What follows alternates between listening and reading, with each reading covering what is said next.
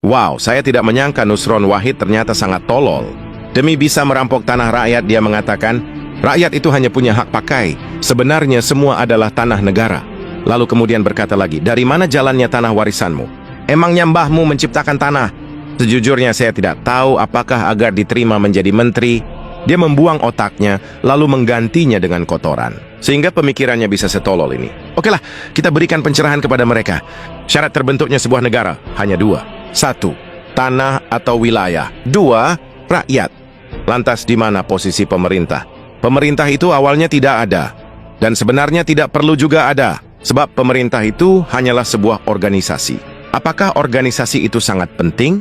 Jawabannya tidak juga. Apakah ketika sebuah organisasi bubar, maka rakyat mati? Jawabannya jelas tidak. Lantas bagaimana tiba-tiba bisa ada organisasi di tengah-tengah rakyat?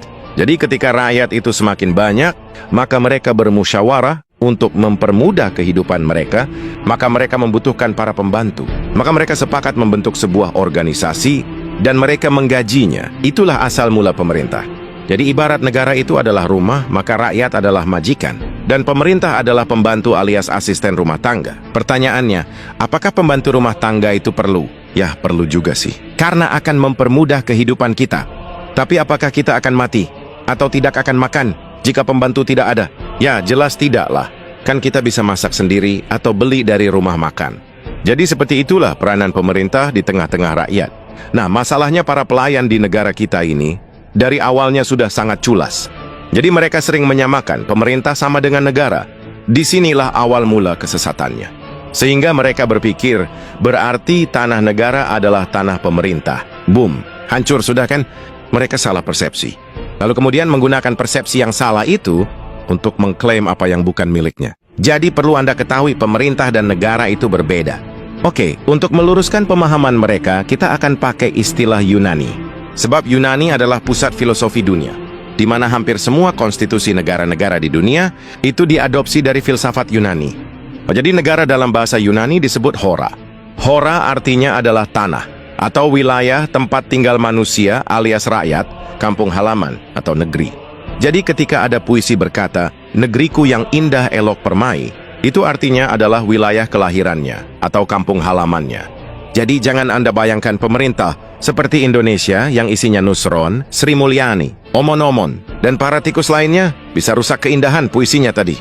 Kemudian rakyat dalam bahasa Yunani disebut demos. Nah, jadi jika Anda menyebutkan kata demokrasi atau negara demokrasi, itu artinya kedaulatan rakyat. Sebab demokrasi berasal dari dua kata, yaitu demos dan kratos. Demos artinya rakyat. Kratos artinya majikan, pemilik, pencipta, tuan, dewa, ataupun Tuhan. Ini sejalan dengan filosofi Latin, yaitu Vox Populi, Vox Dei.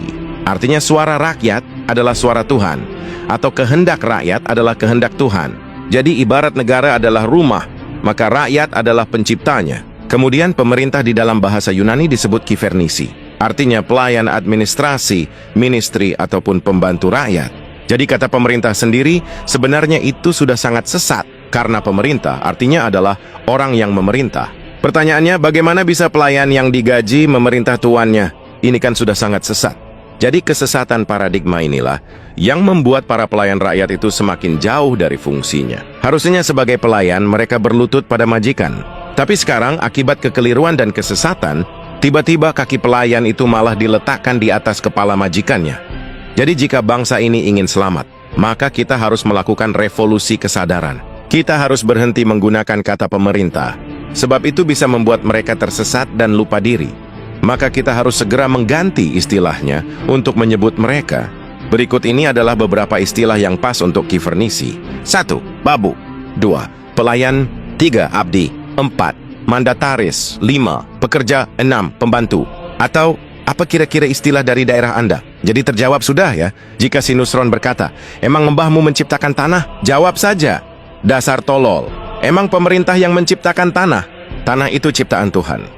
Sementara negara itu adalah tanah wilayah tempat tinggal rakyat. Sedangkan pemerintah, atau bahasa tepatnya kivernisi, itu adalah organisasi pelayan rakyat. Bisa ada, bisa tidak.